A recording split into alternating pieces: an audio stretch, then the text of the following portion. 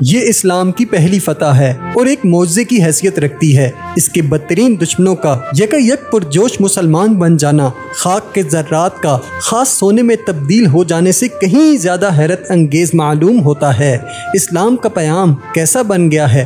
حضرت عمر رضی اللہ تعالیٰ عنہ کا مسلمان ہو جانا کئی صورتوں سے اہم ہے۔ سب کو علم ہے کہ وہ اس نئے دین کے سخت دشمن ہیں۔ یہ بھی معلوم ہے کہ حضور کے قتل کی سازش میں ان کا بڑا ہاتھ ہے، لیکن اب وہ یکا یک حضور کے سامنے آتے اور اسلام کے معتقد ہو جاتے ہیں۔ اور حضرت صلی اللہ علیہ وآلہ وسلم کیا کرتے ہیں کہ آپ ان سے کوئی ضمانت طلب کرتے ہیں؟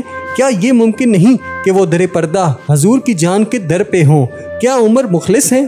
آج تک وہ بڑے خوش و خضوع کے ساتھ بطان کعبہ کے آگے سجدہ ریز رہا کرتے تھے، بت پرستی کے تمام مراسم ادا کرتے اور مسلمانوں کا مذاق اڑاتے تھے، لیکن حضرت صلی اللہ علیہ وآلہ وسلم نہ ان سے کچھ سوال کرتے، نہ کوئی امتحان لیتے ہیں، نہ کوئی شرائط عائد کرتے ہیں، نہ کوئی احتیاط برتتے ہیں۔ بس اتنا کافی ہے کہ عمر خدائے وحدہ لا شریک پر ایمان لے آئے ہیں، محمد ان کے خیالات کو پڑھنے کی کوشش بھی نہیں کرتے، کیونکہ اب ان کا ضمیر جانے اور خدائے قدوس جانے۔ عمر جس طرح حلقہ اسلام میں ہاتھوں ہاتھ لیے گئے، اس نے ایک مثال قائم کر دی ہے کہ نو مسلموں کا اس طرح خیر مقدم ہوتا ہے۔ اسلام قبول کرتے ہوئے کسی شخص کو اپنے خاندان یا قبیلے سے بھلے ہی قطع تعلق کرنا پڑے، لیکن وہ مسلمانوں کے وسیع خاندان کا ایک رکن بن جاتا ہے، جس میں بہت زیادہ یکجہتی، بھائی چارہ اور وسعت نظر آتی ہے۔ اس میں نہ رنگ و نسل کی تفریق ہے، نہ مرتبہ و مال کی، پہلے خواہ اس کی کچھ بھی حیثیت ہو، لیکن اسلام قبول کرنے کے بعد اسے حضور کے ساتھ بیٹھنے، ایک ہی برتن میں کھانے اور بڑے سے بڑے سردار کے ہم پہلو عبادت کرنے کی اجازت حاصل ہو جاتی ہے۔ حضرت صلی اللہ علیہ وآلہ وسلم نے خدا سے عمر بن حشام اور عمر بن الخطاب کے متعلق جو دعا مانگی تھی، اس کا ایک پہلو یہ بھی ہے کہ اسلام کی ترقی کے واسطے خدا سے التجا کی جائے کہ اس میں سب سے زیادہ ذہین، بہادر اور مخلص بندوں کو داخل ہونے کی ہدایت فرمائے۔ پیغمبر کو اس امر سے کوئی واسطہ نہیں کہ پہلے اس شخص نے اسلام کی کتنی مخالفت کی تھی یا کتنا مذاق اڑایا تھا۔ اگر اس کا کردار بلند ہے یا وہ ذہانت اور بہادری کی صفات سے متصف ہے تو آپ اسے اسلام کے واسطے منتخب فرما لیتے ہیں۔ حضرت صلی اللہ علیہ وآلہ وسلم کے اسلام میں صرف بہترین لوگوں ہی کی گنجائش ہے، پھر یہ لوگ اپنے ہی جیسے اشخاص کو اپنی طرف مائل کر لیتے ہیں اور ایک ایسا جتھا بن جاتا ہے جس کو مخالف طاقتیں مغلوب نہیں کر سکتی۔ صدیاں گزر جاتی ہیں لیکن یہ معیار قائم رہتا ہے۔ اب محمد صلی اللہ علیہ وآلہ وسلم کی دعوت کو چھٹا برس شروع ہو رہا ہے۔ آپ کے متبعین کی تعداد بڑھ رہی ہے۔ ابو طالب ابھی تک اپنے قول کے مطابق قریش کے خونخوار بھیڑیوں کو آپ پر حملہ کرنے سے روکے ہوئے ہیں، لیکن کفار کی طرف سے مسلمانوں کی ایذا دہی ناقابل برداشت ہوتی جا رہی ہے۔ گالی گفتار، لعن طعن، ظلم و تشدد روزمرہ کا معمول بن گئے ہیں۔ خود حضور صلی اللہ علیہ وآلہ وسلم کی ذات بھی ان سے محفوظ نہیں۔ عبد العزیٰ اور ان کی بیوی ام جمیل نے، جو قریش کے سردار ابو سفیان کی بہن ہے، آپ کی طرف پوری توجہ مبذول کر رکھی ہے۔ عبد العزیٰ ہر جگہ سائے کی طرح آپ کے پیچھے لگا رہتا ہے اور کہتا پھرتا ہے کہ آپ دروغ گو اور گندہ دین معاذ اللہ ہیں۔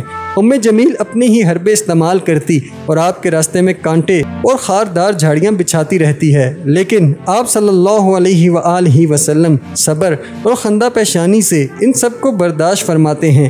وحی کے ذریعے سے حضور کو ان کا انجام بتا دیا گیا ہے کہ یہ دونوں دوزخ کا ایندھن بنیں گے، اور اسی آیت کی بنا پر ہی اسے ابو لہب کا لقب بھی حاصل ہو گیا ہے۔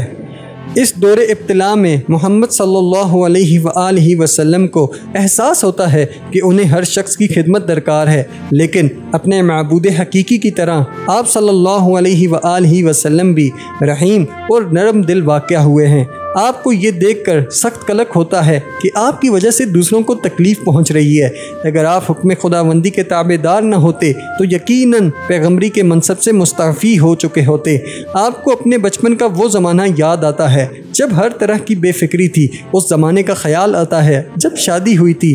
آپ کو نہ تو اس وحی کے مستقبل کا فکر ہے جو خدا تعالیٰ آپ کی وساست سے لوگوں تک پہنچا رہا ہے، کیونکہ خدائے قدوس خود اس کا محافظ ہے، نہ خود اپنے متعلق کوئی اندیشہ ہے، کیونکہ اللہ آپ کا بھی اسی طرح تحفظ کرے گا۔ ہاں، فکر ہے تو صرف ان آلام و مصائب کی جن میں آپ کے صحابہ مبتلا ہیں۔ موقع کی نزاکت ہمت و جرت کی متلاشی ہے، چنانچہ فیصلہ کر لیا جاتا ہے، آپ نے طے کر لیا ہے کہ جو لوگ اپنی جان کی حفاظت کے واسطے باہر جانا چاہتے ہوں انہیں اجازت دے دی جاتی ہے۔ چنانچہ آپ اپنے ہمراہیوں کو، جن کی تعداد زیادہ نہیں ہے، فردن فردن بلاتے اور مشورہ دیتے ہیں کہ وہ حبشہ کو ہجرت کر جائیں، جہاں کا فرمان روا ایک عادل اور باضمیر شخص ہے۔ آپ ان سے فرماتے ہیں اس ملک کا بادشاہ نجاشی ایک مثالی حکمران ہے۔ آپ صلی اللہ علیہ وآلہ وسلم ان سے فرماتے ہیں اس ملک کا بادشاہ نجاشی ایک مثالی حکمران ہے اور کسی کو خواہ مخواہ نقصان نہیں پہنچاتا۔ مجھے امید ہے کہ وہاں تمہارا معقول طریقے سے خیر مقدم ہوگا اور تمہارے ساتھ رواداری اور مہمان نوازی کا سلوک کیا جائے گا۔ وہاں پر اس وقت تک قیام کرنا جب تک خدائے رحمان تمہاری واپسی کی معقول سبیل نہ پیدا کر دے۔ چنانچہ چند روز بعد مہاجرین کی 2 جماعتیں خفیہ طور پر سمندر پار کر جاتی ہیں۔ ان بے خانماں افراد میں پیغمبر صلی اللہ علیہ وآلہ وسلم کی دختر رقیہ رضی اللہ تعالی عنہ اور ان کے شوہر عثمان رضی اللہ تعالی عنہ بھی شامل ہے۔ حبشہ پہنچنے پر یہ لوگ دربار میں پیش ہوتے ہیں اور ان سے تحفظ کا وعدہ کر لیا جاتا ہے، لیکن عثمان اور ان کی جماعت کو مکے سے رخصت ہوئے زیادہ عرصہ نہیں ہوتا کہ اہل قریش کو اس ہجرت کا پتہ چل جاتا ہے۔ وہ فوراً مجلس شورا منعقد کرتے ہیں، جس کی رائے میں یہ کل کارروائی نجاشی کی امداد حاصل کرنے کے لیے کی گئی ہے، اس لیے وہ اس پر متفق ہو گئے ہیں کہ اس کا توڑ فی الفور ہو جانا ضروری ہے۔ چنانچہ نجاشی کی خدمت میں ایک وقت بھیجنے کا انتظام کیا جاتا ہے اور عثمان رضی اللہ تعالی عنہ کے عقب میں بھی عبداللہ بن ربیعہ اور عمرو بن العاص کو حبشہ کی طرف روانہ کر دیا جاتا ہے۔ اب نجاشی کے سامنے ایک پیچیدہ مسئلہ ہے۔ قریش کے سفیروں کا مطالبہ ہے کہ ان لوگوں کو اس جرم میں کہ انہوں نے مکہ میں ان کے آباء و اجداد کے مذہب کی توہین کی ہے اور ایک خطرناک نوآمد معاذ اللہ کا ساتھ دے رہے ہیں، ملک سے نکال دیا جائے۔ نجاشی کو خوش کرنے کے لیے وہ یہ بھی کہہ دیتے ہیں کہ اگر یہ لوگ عیسائی ہو جاتے تو انہیں معاف کیا جا سکتا تھا، لیکن اب تو یہ مرتد ہیں۔ مکے کے سفیروں نے مقامی پادریوں کو کچھ دے دلا کر گانٹ کر لیا اور وہ بھی یہی کہتے ہیں کہ مسلمانوں کا اخراج لازمی ہے۔ وہ بادشاہ کو مشورہ دیتے ہیں کہ ہمیں خواہ مخواہ اہل مکہ کو دشمن بنا لینے سے احتراز کرنا چاہیے۔ محمد صلی اللہ علیہ وآلہ وسلم ہمارے کون لگتے ہیں کہ ان کے ساتھیوں کو پناہ دی جائے، لیکن اہل مکہ اور خود اپنے مشیروں کی مرضی کے خلاف نجاشی ان پناہ گزینوں کو بلا بھیجتا ہے اور سر دربار ان سے سوال کرتا ہے تمہارا یہ نیا مذہب کیا ہے جس کی خاطر تم نے اپنے آباء و اجداد کے دین کو چھوڑ دیا ہے اور نہ میرا مذہب اختیار کیا نہ دوسروں کا۔ اس موقع پر حضرت علی کے خوبرو بھائی جعفر طیار رضی اللہ تعالیٰ عنہ مہاجروں کی ترجمانی اس طرح کرتے ہیں: جہالت میں آپ ہم ایک جاہل قوم تھے، بتوں کو پوجتے اور مردار کھاتے تھے، ہر قسم کی بدکاریاں کرتے اور ہمسایوں کو ستاتے تھے، بھائی بھائی پر ظلم کرتا تھا، جو طاقتور تھا وہ کمزوروں کو کھائے جاتا تھا۔ اس دوران اللہ نے خود ہم میں سے ایک پیغمبر پیدا کر دیا جن کا اسم مبارک محمد بن عبداللہ ہے اور جو ہمارے شریف النفس سردار عبد المطلب کے پوتے ہیں۔ انہوں نے ہمیں اسلام کی دعوت دی اور ہمیں یہ سکھایا کہ بتوں اور پتھروں کی پوجا ترک کر دیں اور صرف خدائے واحد کی عبادت کریں جو کل کائنات کا خالق ہے۔ انہوں نے ہمیں سچ بولنے، وعدہ وفا کرنے، رشتہ داروں کے ساتھ حسن سلوک سے پیش آنے، ایماندار اور انصاف پسند بننے کی تلقین فرمائی اور ان باتوں سے منع فرمایا کہ بے گناہوں کا خون بہائیں، بدکاری کے مرتکب ہوں، یتیموں اور بیواؤں کی جائیدادیں غصب کر لیں، باعصمت و پاک دامن عورتوں پر تہمت نہ لگائیں۔ انہوں نے ہمیں نمازیں پڑھنے اور زکوٰۃ دینے اور روزہ رکھنے کی بھی ہدایت فرمائی ہے۔ ہم نے ان تمام باتوں کو قبول کیا اور ان پر ایمان لے آئے، شرک اور بت پرستی چھوڑ دی اور تمام برے اعمال سے توبہ کر لی۔ اس پر ہماری قوم دشمنی پر کمر بستہ ہو گئی اور اس حد تک ایذا رسانی کی کہ وطن میں قیام اور مذہب پر کاربند ہونا دو بھر ہو گیا۔ اس وقت ہمارے پیغمبر حضرت محمد صلی اللہ علیہ وآلہ وسلم نے ہم کو ہدایت کی کہ آپ کے سایہ عدل میں آ کر پناہ لیں، چنانچہ ہم یہاں آ گئے ہیں اور اب آپ کے رحم و انصاف کے طالب ہیں۔ بادشاہ اور اس کے درباریوں کو اس جھگڑے سے تو کوئی دلچسپی نہیں، لیکن جعفر کی تقریر نے ان کے دلوں پر کافی اثر کیا، چنانچہ وہ ان سے دریافت کرتا ہے اللہ کی طرف سے تمہارے پیغمبر پر جو وحی آتی ہے وہ تم اپنے ساتھ یہاں لائے ہو؟ جعفر رضی اللہ تعالیٰ عنہ جواب دیتے ہیں بے شک حضور والا۔ نجاشی نے کہا اس میں سے مجھے کچھ پڑھ کر سناؤ۔ جعفر اپنی عبا میں سے ایک مٹھا نکالتے ہیں اور بادشاہ چہروں کو ہاتھوں کا سہارا دے کر ہمتن گوشت سننے کے لیے تیار ہو جاتا ہے۔ جعفر کہتے ہیں کہ میں سورہ مریم کی تلاوت کروں گا، اور جب وہ بسم اللہ الرحمن الرحیم کہتے ہیں تو نجاشی دریافت کرتا ہے کہ اس کا کیا مطلب ہوا۔ جعفر رضی اللہ تعالیٰ عنہ جواب دیتے ہیں شروع کرتا ہوں اللہ کے نام سے جو نہایت رحم والا اور مہربان ہے۔ اس کے بعد وہ سورہ شروع کر دیتے ہیں کاف ہا یا عین صاد، اور آخر تک ایک ایک آیت کا مطلب اور معنی بیان کرتے جاتے ہیں۔ نجاشی قرآن کی قرأت اور مطالب دونوں سے مسحور ہو جاتا ہے اور عمرو سے مخاطب ہو کر کہتا ہے یہ سب کچھ تو یسوع کی تعلیمات سے بالکل مشابہ ہے۔ مجھے افسوس ہے کہ میں ان مہاجرین کو تمہارے حوالے نہیں کر سکتا۔ انہیں میرے ملک میں رہنے اور اپنے طور پر عبادت کرنے کی مکمل آزادی ہے۔ اس پر جعفر رضی اللہ تعالیٰ عنہ اس کا شکریہ ادا کرتے اور وفادار رعایا کی طرح حبش میں رہنے کا وعدہ فرماتے ہیں، لیکن مکہ کے سفیروں کا حلیہ دیکھنے سے تعلق رکھتا ہے۔ ان کے چہروں پر مایوسی کی جھلک صاف نظر آ رہی ہے۔ جیسے جیسے اسلام کی ترقی ہو رہی ہے دشمنان دین حضور کی جان کے زیادہ دشمن ہوتے جاتے ہیں۔ کچھ اور لوگ بھی حبشہ کی جانب ہجرت کر جاتے ہیں اور اب صرف حضرت صلی اللہ علیہ وآلہ وسلم اور آپ کے چند مخلص پیچھے رہ گئے ہیں۔ اس لیے ابو طالب کو آپ کی زندگی خطرے میں نظر آنے لگی ہے اور وہ حضور کو مشورہ دیتے ہیں کہ شہر کے باہر ایک قلعے میں پناہ گزین ہو جائیں۔ قریش ان سے پھر مطالبہ کرتے ہیں کہ اپنے بھتیجے کو ہمارے حوالے کر دو، اور پھر بالآخر بنو ہاشم کے تمام خاندان سے مقاطعہ کر لیتے ہیں۔ ابو طالب اور کل بنو ہاشم کو شہر سے باہر ایک قلعے میں محصور ہو جانا پڑتا ہے، چونکہ مقاطعے کا فیصلہ قبیلہ قریش کی طرف سے ہوا ہے۔ اس لیے عرب کی تمام قوم کو ان سے لین دین کرنے، تعلقات قائم رکھنے، قرابت داری کرنے یا کوئی شے مہیا کرنے کی ممانعت کر دی جاتی ہے، اور لوگوں کو بتا دیا جاتا ہے کہ یہ عمل اس وقت تک جاری رہے گا جب تک قوم کے دشمن اور خطرناک رہنما کو ان کے حوالے نہ کر دیا جائے۔ یہ اعلان ایک مووی کاغذ پر لکھ کر کعبہ کے دروازے پر آویزاں کر دیا جاتا ہے تاکہ ہر شخص اس کو پڑھ لے اور واقف ہو جائے۔ محمد صلی اللہ علیہ وآلہ وسلم کو دعوت اسلام دیتے ہوئے 7 برس گزر چکے ہیں۔ اب آپ کی عمر 46 سے 50 برس کی طرف بڑھ رہی ہے۔ خاتون خدیجہ رضی اللہ تعالیٰ عنہ 60 برس سے اوپر ایک سن رسیدہ عورت ہیں، لیکن ان کی شان اب بھی بہت عرفہ ہے۔ وہ اس وقت بھی اپنے شوہر کا اتنا ہی خیال رکھتی ہیں جتنا 20 برس پہلے رکھا کرتی تھیں۔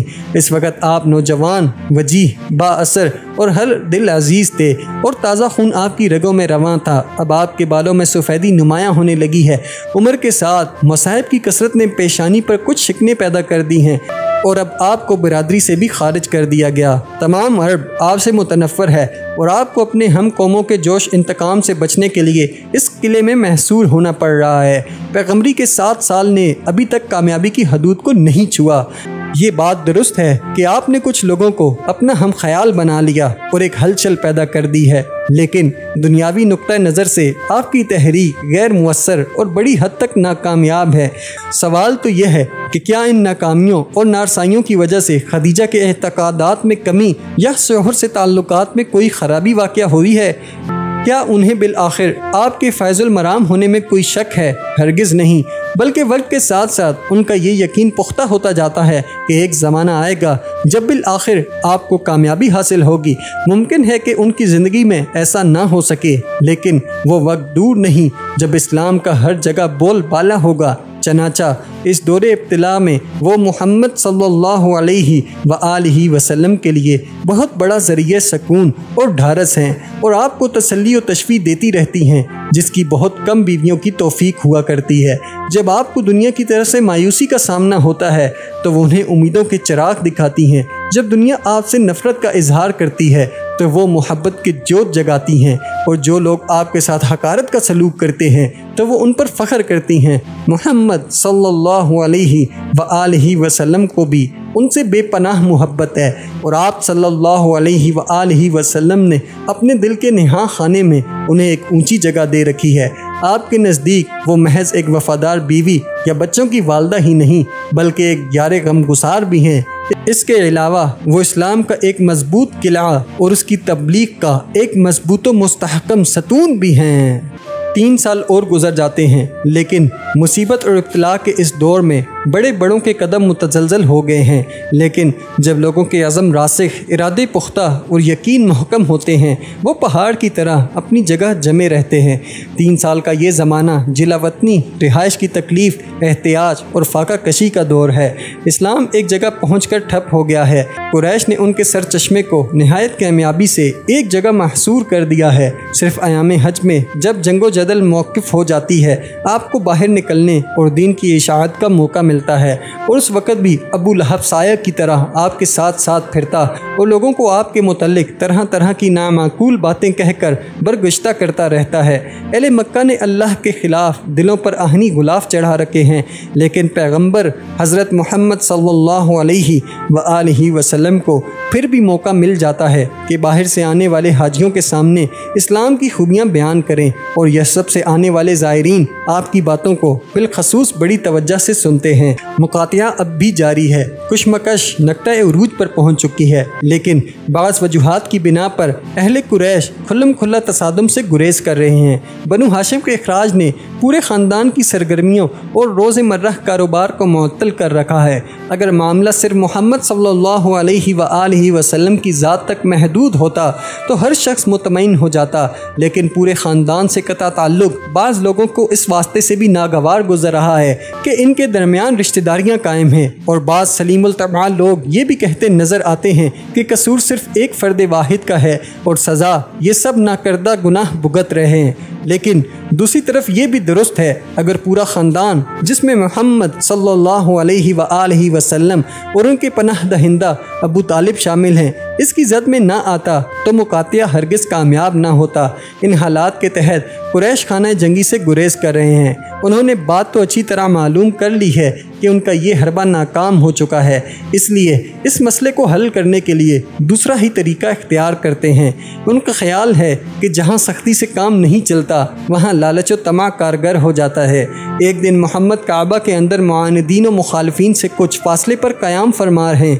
इस मौके पर सरदारों में से एक शख्स उतबा बिन रुबैह आपसे बात करने के लिए आता है और यूँ मुखातिब होता है, मोहम्मद, मैं तुम्हारे वालिद साहब का दोस्त हूँ। हम दोनों एक दूसरे को भाइयों की तरह चाहते थे। तुम्हें अब्दुल्लाह का फर्जंद होने की हैसियत से एक ख़ास शर्फ हासिल है। हमें तुम्हें ज़ाती खूबियों का भी एतराफ़ है, लेकिन तुमने अपनी कौम में तफरीक और मुखालफत के जो बीज बो दिए हैं, और इन ख़ानदानों में जो अब तक हंसी खुशी ज़िंदगी बसर करते थे, इफ्तिराक और नज़ा पैदा हो गया है। तुम हमारे देवताओं और देवियों की मज़म्मत करते हो, हमारे बुज़ुर्गों को काफिर करार देते हो। अब हम तुम्हारे सामने एक तजवीज़ पेश करते हैं, अगर उसे कबूल कर लो तो बड़े फ़ायदे में रहोगे। आप सल्लल्लाहु अलैहि वआलिहि वसल्लम दरियाफ़्त फरमाते हैं कि वो क्या तजवीज़ है। अगर तुम्हारा मकसद इस झमेले से दौलत जमा करना है तो हम तुम्हें इतना साजो सामान और रुपया दे देंगे कि कौम में किसी और के पास इतना ना होगा। अगर तुम्हें इज़्ज़त और रुतबे की ख्वाहिश है तो हम तुमको आज ही अपना सरदार मुंतखब करते और तुम्हारी अताअत का हलफ उठाने के लिए तैयार हैं। अगर तुम्हें सल्तनत चाहिए तो हम तुम्हें अपना बादशाह बना लेंगे, और अगर औरत की तमन्ना है तो हमारी हसीन से हसीन लड़की तुम्हारे लिए हाजिर है। और इस सब के एवज़ हम तुमसे सिर्फ इतनी ख्वाहिश रखते हैं कि हमारे माबूदों को बुरा कहने और हमारे आबा व अजदाद के मजहब की तारीफ से बाज आ जाओ। अबू अल वलीद, क्या तुम्हें सिर्फ इतनी ही बात कहनी थी या अभी कुछ और भी कहना बाकी है? कुरैश का नुमाइंदा कहता है, नहीं और कुछ नहीं, मगर क्या ये काफ़ी नहीं है? हजूर जवाब देते हैं, मुझे अपने वास्ते ना दौलत दरकार है, ना सरदारी, ना बादशाहत, ना मुझे औरतों की ख्वाहिश है। मुझे तो अल्लाह ने ये काम सौंपा है कि लोगों को तंबीह करूं और खौफ दिलाऊं।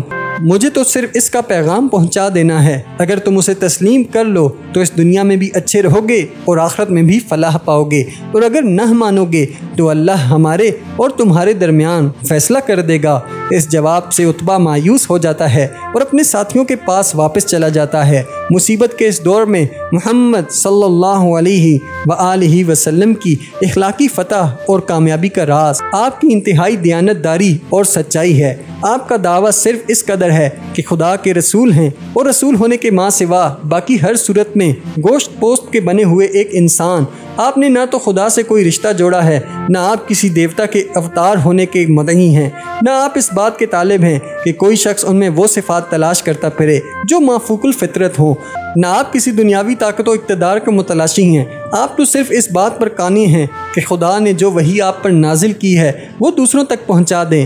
آپ کو اگر اس کسی بات پر فخر ہے تو صرف اتنا کہ خدا تعالیٰ نے آپ کو اپنا پیغمبر بنا کر عزت افزائی فرمائی ہے۔ لوگ اس بات کے عادی ہو چکے ہیں کہ پیغمبروں سے معجزات طلب کریں۔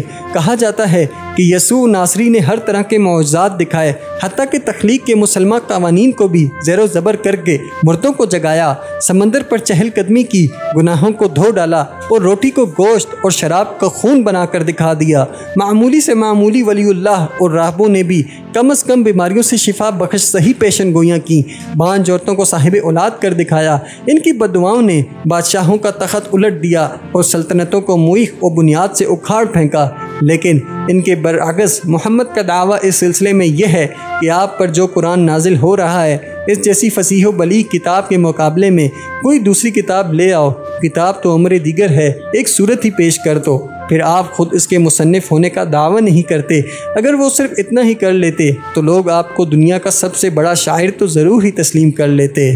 معجزہ طلب کرنے والوں اور کفار کے لیے آپ کا سیدھا سادہ سا جواب ہے کہ اگر تم روئے زمین کے انسان اور کائنات کی جملہ ارواح اپنی انتہائی کوشش کر لیں اور ایک دوسرے کی مدد پر بھی آ جائیں، تب بھی قرآن جیسی کتاب تصنیف کرنے میں کامیاب نہ ہو سکیں گے۔ آپ فرماتے ہیں کہ خدا تعالیٰ نے مجھ کو معجزات دکھانے کے واسطے مبعوث نہیں فرمایا، مجھے تو کتاب اور حکمت سکھانے کا فرض سونپا گیا ہے۔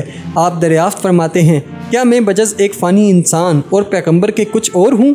اور پھر خود ہی جواب دیتے ہیں اگر دنیا میں فرشتے بستے ہوتے تو اللہ آسمان سے ایک فرشتے ہی کو پیغمبر بنا کر بھیجتا۔ ہم نے محمد کو بشیر و نذیر بنا کر بھیجا ہے۔ جو لوگ آپ کو مافوق البشر سمجھتے ہیں ان کے سامنے آپ صاف و صریح آیت پڑھ کر سناتے ہیں اور اس سلسلے میں واضح طور پر اعلان فرماتے ہیں خدائی طاقتیں میرے قبضے میں نہیں ہیں، نہ مجھے قوانین قدرت کا علم ہے، نہ مجھے فرشتہ ہونے کا دعویٰ ہے۔ آپ بار بار اس بات کا بھی اعادہ فرماتے رہتے ہیں کہ مجھے خدا تعالیٰ کی مرضی کے بغیر خود اپنے نفع نقصان کا بھی اختیار حاصل نہیں ہے۔ بعض اوقات آپ سے کہا جاتا ہے کہ ہم اس وقت تک آپ پر ایمان نہیں لائیں گے جب تک آپ زمین سے بہتے ہوئے چشمے جاری نہ کر دیں یا کھجوروں کا ایک پھلتا پھولتا باغ نہ اگا دیں جس میں بافرات پانی کی نہریں جاری ہوں، یا آسمان سے کوئی ٹکڑا توڑ کر دکھائیں، یا پھر سونے کا ایک محل تعمیل کر دیں جس پر چڑھ کر آپ آسمان پر پہنچیں اور وہاں سے ایک کتاب لائیں جسے ہم پڑھ سکیں۔ ان لوگوں کے جواب میں جو خدا کی ہستی کو ان نشانیوں سے پہچاننا چاہتے ہیں آپ اس کی کل کائنات کے بطور جواب پیش کرتے ہیں۔ انسان، حیوانات، دن رات کا تسلسل، فضائے بسیط میں کروں کی گردش، اس کی بے شمار نعمتیں، مثلاً باغات، چشمے، پہاڑ، کرمزی، شفق اور تاروں بھرا آسمان، اور فرماتے ہیں کہ کیا یہ سب چیزیں خالق متعلق کے وجود کی نشانیاں نہیں؟